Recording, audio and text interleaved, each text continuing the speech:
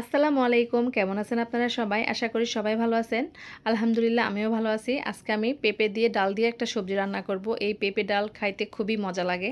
তো পেঁপে ডাল রান্না করার জন্য এখানে আমি একটা কড়াই বসাই দিয়েছি চুলায়। তারপরে এখানে ডাল দিয়ে দিলাম। মসুর ডাল একটু ধুয়ে ভিজায় রাখছিলাম। তারপরে এখানে দিয়ে দিলাম কাঁচামরিচ। কাঁচামরিচের পরিমাণটা একটু কম দিতেছি, কারণ আমার ছেলেটাও এই ডাল দিয়ে ভাত খায়, খুবই মজা করে খায় আর কি। তো তারপরে দিলাম পেঁয়াজ কুচি আর দিয়ে দিলাম হচ্ছে লবণ আর হলুদ গুঁড়া। এটা আর কিছু লাগবে না মশলাপাতি। তো এটা দিয়ে এগুলো সব কিছু মশলা দেওয়া হয়ে গেলে আমি এখানে হাত দিয়ে খুব ভালোভাবে মেখে নেব।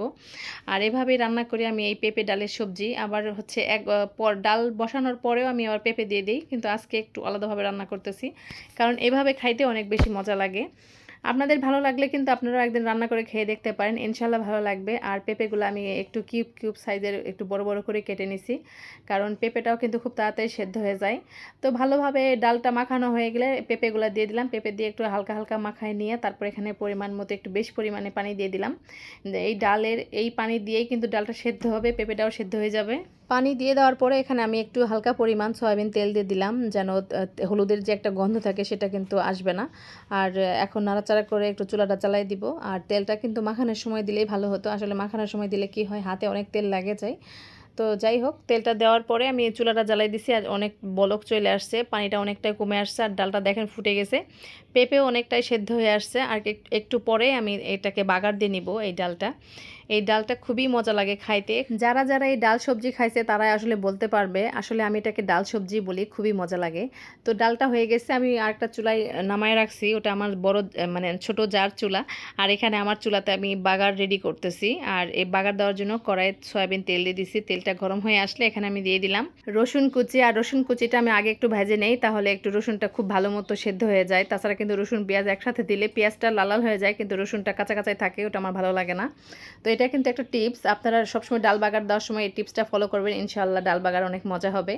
তো রসুন কুচিটা একটু হালকা লাল ব্রাউন হয়ে আসলে আমি এখানে দিয়ে দিয়েছি হচ্ছে পেঁয়াজ কুচি, তারপরে দিয়ে দিলাম শুকনা মরিচ। এই শুকনা মরিচটা আমার ছেলের বাবা ভাতের সাথে ডোলে খাইতে খুবই পছন্দ করে, সেই জন্যই আমি দিই।